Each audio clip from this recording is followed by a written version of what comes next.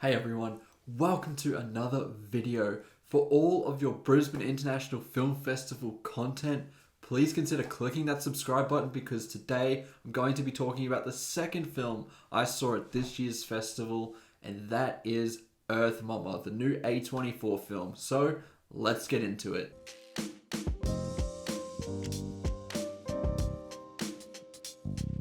So as this is a very indie film that hasn't got too much attention, I'll go into what this movie actually is. So Earth Mama is about a pregnant African American woman who has two kids in foster care and has to prove that she's fit to be a mother. This film looks to analyze the system within America and kind of the world at large. It touches on themes of systemic racism and how that truly affects people, and also how hard it is to climb up out of a bad situation through the system. It is a very well handled and well crafted film that I think mostly does the job in terms of conveying its messaging. The protagonist, Gia, has so many obstacles that she has to overcome, and she's constantly having this pressure put on her, and she's always being questioned whether she's fit to be a mother. And obviously that is an insult to someone who is really trying and doing their best to resolve their situation and create a better life for their kids. The arc that this character goes on is really moving, as she evolves quite a lot throughout the film, even if it is quite subtle and very quiet. But by the end of the film, she goes through so much that completely changes her perspective as a human being. And those ending scenes were really brilliantly handled and some of the highlights of this film, I thought. Gia, played by Tia Nomore, is definitely a standout of the film. There are some other supporting performances in this film that are really good, but she really carries us throughout this film. This really is analyzing her character and what she's going through.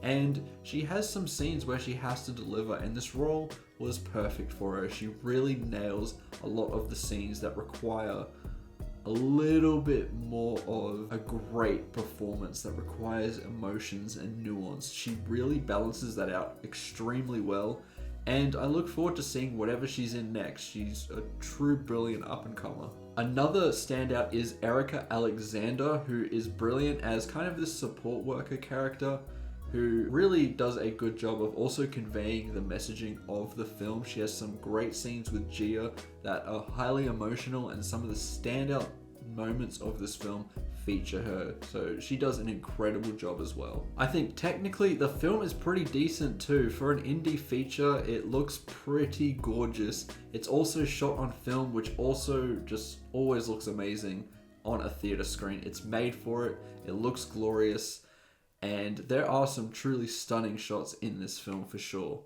This is directed by debut filmmaker Savannah Leaf, who I think does mostly a good job. This is truly a directorial debut. There are some hiccups here. It's not a perfect movie by any means. I think the biggest thing that really stands out to me is that there are very symbolic surrealism scenes that felt kind of insignificant, almost to the point where they bordered on being unnecessary and actually took away from the movie, I felt at times. Because she is a debut filmmaker, it just seems like a stylistic choice that attempts at establishing a new vision from the director. I think it would have been far more effective if it played a larger role in the narrative and was implemented a little bit better, but at this stage, they kind of felt jarring, and I think hurt the film at times and took us out of certain scenes where we didn't really need it. There was one scene though where it was very well used, that was tied in with drug use. There was a lot of great symbolism here that really worked because it was a massive focal point of this sequence. When she really backed herself and made it a highlight of the scene or the sequence, that's when it was effective. And I think going forward, that's how she needs to use it in the future, because it is an interesting stylistic choice that I do want to see more of. I just think it needs to be implemented a little bit better. I also think there are problems in the pacing department.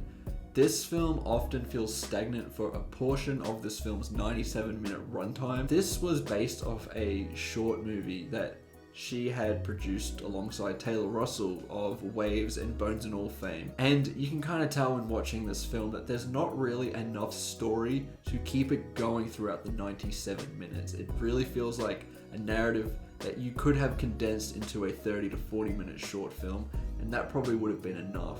But instead we're kind of stretching some things out. There are some moments that don't quite feel necessary, and because of that, it bogs the pacing down. It doesn't feel as consistent, and the runtime doesn't really justify itself, even if it is quite a short film. Now, overall, I came out enjoying Earth Mama. I think it's a good movie. I think it's worth recommending to you. It's definitely not one of A24's best, but I wasn't really expecting it to achieve that. That's kind of unrealistic expectations. But is this effective? Does it get its messaging across the board? Does it make you feel something? Yes to all of those things. And I think Savannah Leaf is a promising filmmaker that I want to see more things from, because she does have a unique vision. She's telling a story here that you've never really seen before in terms of taking a moment from someone's life. I feel like stories like this are very essential. That's why we need a diverse range of filmmakers to tell different kinds of stories that we've never seen before. And this was definitely in that box, and I really appreciate that. As a score, I'm going to give Earth Mama a strong 3.5 out of 5. I think it's good. It's well worth recommending, and it was a nice little hidden gem at the Brisbane International Film Festival. And those are my thoughts towards Earth Mama. If you've seen it, let me know what you think about it in the comments below. And where does this rank on your A24 list? I also want to know, what are your top 10 A24 films? I'm a massive fan of the studio, and I really want to know what you think. Let me know in the comments below. Remember to like and subscribe, and I'll see you in the next one. Goodbye.